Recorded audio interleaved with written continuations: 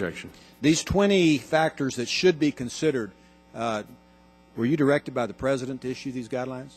No, this was Who told you to issue these guidelines? Well, this is issued by me, and you decided to issue these guidelines. I did, absolutely. Did anyone in the White House? They're not that. The questions aren't that complicated. Did anyone in the White House direct you to issue these? Again, if your question is, was the White House and the Department involved in the formulation of this memorandum, the answer is yes. Who issued it? I issued it. Who from the White House was involved in this then? I don't know all of the individuals who were involved. I do know the Director of Intergovernmental Affairs handled the principal policy review for Who would the that White be? House. That is a woman named Cecilia Munoz. All right. What is the statutory congressional authority for prosecutorial discretion? Well, the principal authority is actually a Supreme Court case. So there is no legislative authority for prosecutorial discretion, correct? I wouldn't go so far as to say that. Congress routinely recognizes in our appropriation the need to prioritize. Indeed, in our most recent appropriation, which is 2010, there's an explicit instruction from us, from the Appropriations Committee, to prioritize certain cases over another. So Congress has long recognized this power, and it's a bedrock principle of federal law. But there is no statutory authority that you can cite to me. It's a Supreme Court decision, correct? It is. That's right. Primarily the Heckler. That's right, Heckler versus Cheney.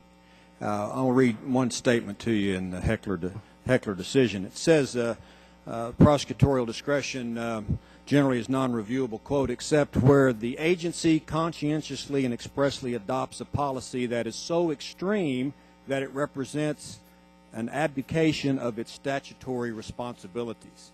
That's in the case of Heckler versus Cheney. My opinion is that comes into play in this case. There are 900,000 drunk drivers arrested in the United States a year, approximately, arrests. Would you agree with me or not if we decided, well, that's just so many people, we just can't get around to prosecuting all those drunk drivers. We're just going to use our discretion and prosecute only drunk drivers who kill people. Would that encourage drunk driving, or would it diminish the drunk driving in this country? You think that would have any factor on anybody else out there who wants to drive drunk? I think that analogy only works if you take it to an extreme, and I don't think that is the case here. I'm just asking about drunk drivers. Do you think that would encourage more drunk driving if we just gave them all a pass?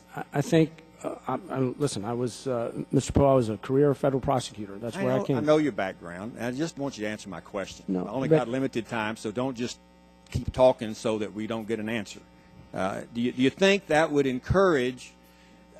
I mean, there are a lot of folks who like to drink and drive, and one reason they don't do it is because somebody might just arrest them and put them in jail. But if we told them, hey, you're not going to get arrested unless you kill somebody, that would encourage drunk driving in the United States. Just like it would encourage, if you gave a pass on these 20 conditions of people who are here illegally, you can stay if your wife is pregnant, for example.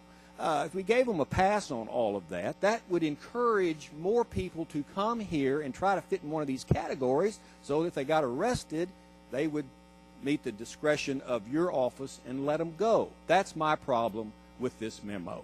And I think it encourages the unlawful conduct, whether you want to call it criminal or civil. It encourages people to come here and stay here illegally. So I would hope that Congress would deal with this issue. I think Congress has to legislatively deal with the issue of prioritizing. If we do, rather than expecting the director like yourself to decide who wins, who loses, who gets to stay, who's got to go home. I wish we had more time to talk. I yield back.